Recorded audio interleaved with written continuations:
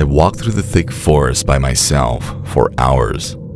Tall trees cast long shadows around me as the sun dipped below the horizon.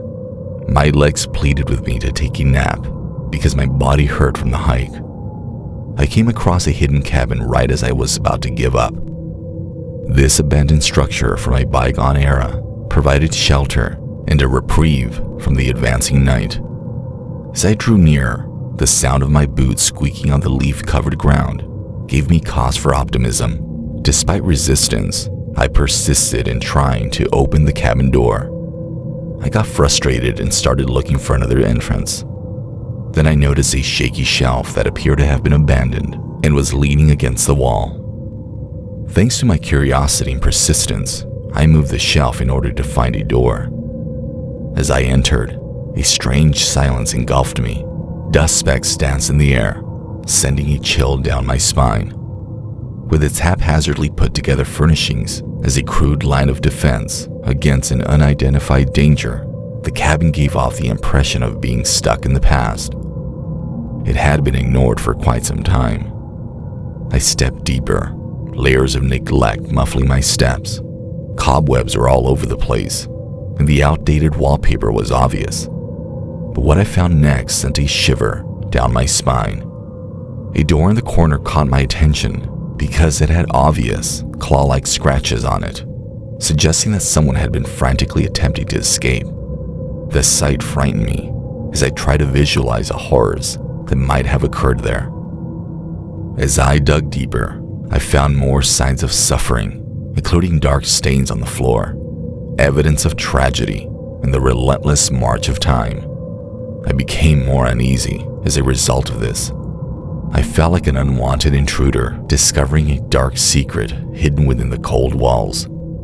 A creak from the cabin broke the eerie silence. I sensed a hostile presence, and I started to feel terrified. In a panic, I hurried out the door and into the safety of the forest. I called 911 outside while my heart was pounding. Once they arrived, we returned to the cabin.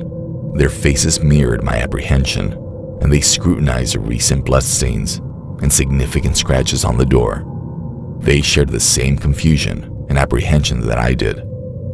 They spent hours sifting through the parched forest, their quiet voices barely audible. When they emerged, they had a somber appearance. Bloodstains could not explain what had occurred, but they indicated a recent sinister event. Complexity increased in the mystery. The cabin's mystery was one that I was unable to solve. People stayed up at night wondering who had been detained here and how they ended up in this abandoned location. The weight of the unknown weighed heavily on my mind. The cabin remained a terrifying mystery, its secrets guarded with great care.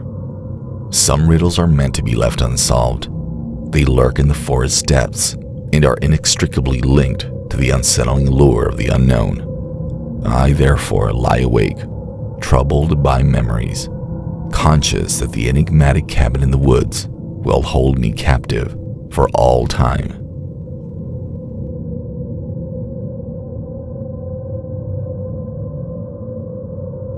We were extremely excited as we finally went on our long-awaited vacation to a cabin in the middle of the woods.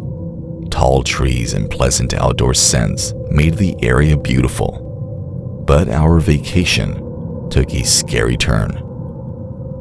A warm fireplace and squeaky floors gave the cabin a homey feeling.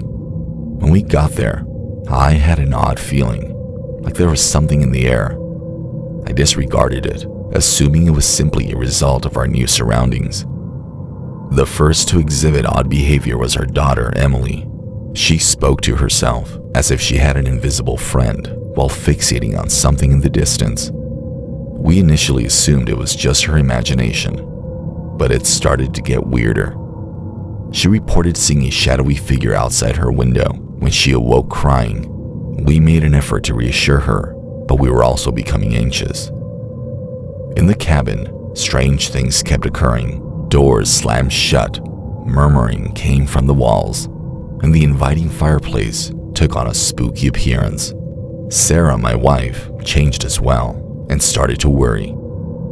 Emily said, "He's here, Daddy," pointing at something I couldn't see as I was reading her a bedtime story one night. I got really scared. The room felt strange, like there was something spooky with us. It was too frightening, so we made the decision to leave the following day. But as we packed, we heard a loud crash. An old photo of a sad-looking man had fallen and broken. Emily said that was the man she saw in her room. A strange sensation arose in my body as I picked up the picture. I was unable to breathe and couldn't see clearly. We hurriedly departed the cabin after I set down the picture and picked up Emily and Sarah. Our pleasant vacation destination had changed, and this had a significant impact on us. We still think about that cabin. Was there really a ghost? Was it all in our heads? We don't know, and it keeps haunting our memories, reminding us that life can be uncertain and scary things can happen in unexpected places. Emily needed therapy to get over the scary things she saw. I wasn't the same either.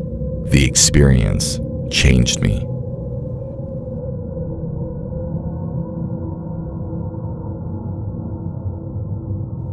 My girlfriend and I decided to spend a spooky weekend away from the city's bustle at our cabin in the remote, pitch-black forest. It was supposed to be a romantic getaway, but it quickly turned into a horror tale that still gives me nightmares. The air became increasingly tense as we approached the cabin. On that day, the formerly familiar woods seemed different, as if the trees themselves were speaking terror.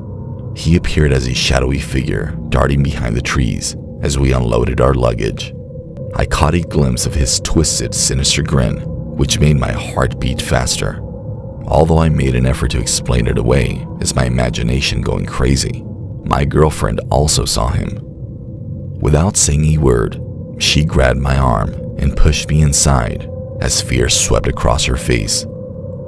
In the hopes that it was just some creep passing through, we locked the doors. The growing dread in the pit of my stomach was not lessened by that, though. We huddled together for hours as we tried to get rid of our unease. It was difficult to ignore the ominous feeling that surrounded us because the cabin appeared to groan and creak with each gust of wind. We heard something outside as dusk fell.